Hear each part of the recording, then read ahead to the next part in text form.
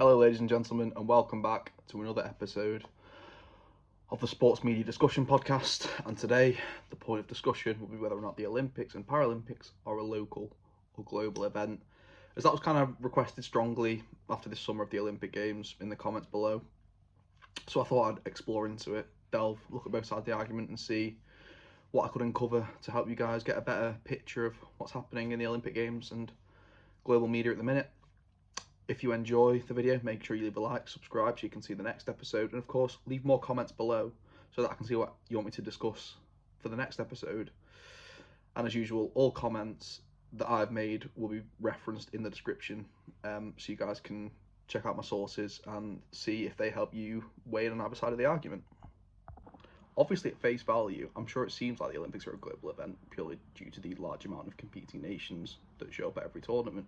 But this is not necessarily the case. For example, if we explore the YouTube channel of NBC and their coverage of the Olympic Games, we start to notice some more local patterns emerging in the coverage.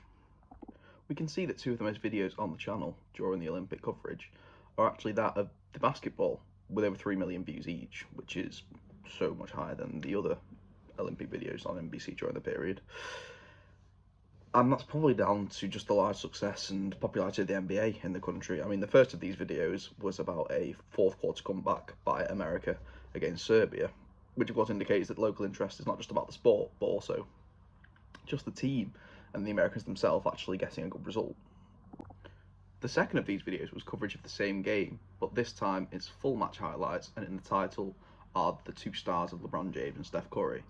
which is obviously another reason why a fan would click on this video, because in the title it's LeBron James and Steph Curry. A quick YouTube search of LeBron James and Curry would bring up this video, and that's why so many people have clicked on it, regardless of the Olympic competition and the Olympics itself. And another way to back this up, another 3 million plus view video on the NBC channel is the 100-metre sprint final, which is obviously seen as the most popular Olympic event, or certainly one of the big ones, but of course was won by American superstar Noah Lyles, which kind of confirms our theme so far of spotting that if the video either involves an American sport or an American athlete or both, then the videos tend to do well. On the other hand, of course the Olympics has been able to maintain its stature as one of the main sporting events on the planet. The IOC, as leader of the Olympic movement, stands against discrimination of any kind, including race, colour, gender, sexual orientation, social, language, religion, political belief, and social background.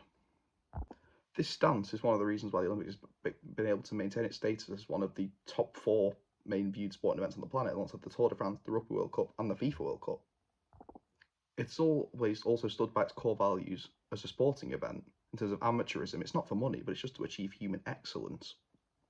And all the best athletes in the world compete to do this, regardless of the lack of financial incentive. 10,500 athletes from 206 countries competed in the most recent Paris Olympics, and their combination of hard work, training, and belief is obviously inspirational for anyone from any background across our globe.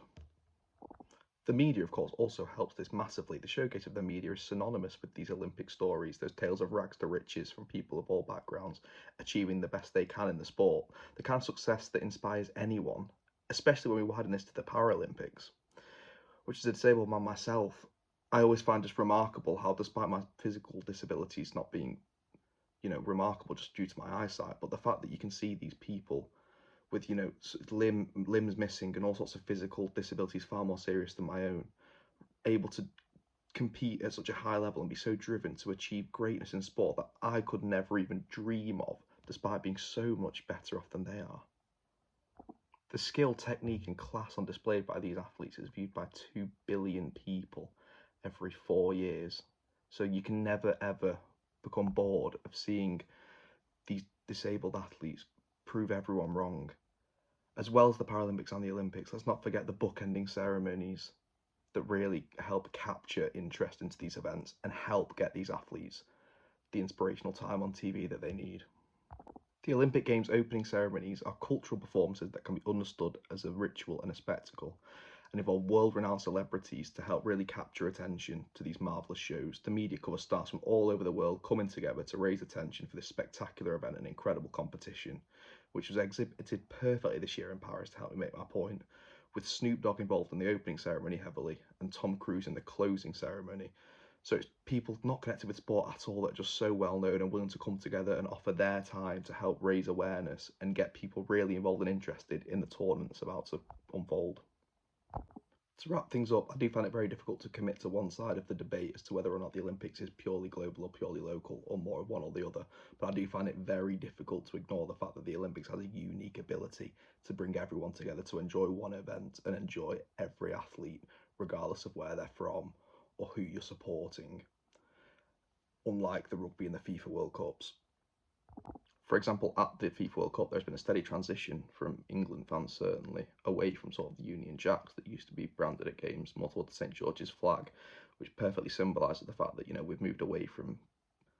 the British Isles and towards just England, purely out for ourselves, just for us to win, and that's why we attend these games, just see the football team win, and so we can win and almost have something over the rest of the British Isles, whereas in the Olympics, we're still Team GB, and this is not the case. We're all still together for one cause. Thank you so much for listening, guys. Be sure to subscribe so you're alerted to the next episode of the podcast and enjoy the rest of your day.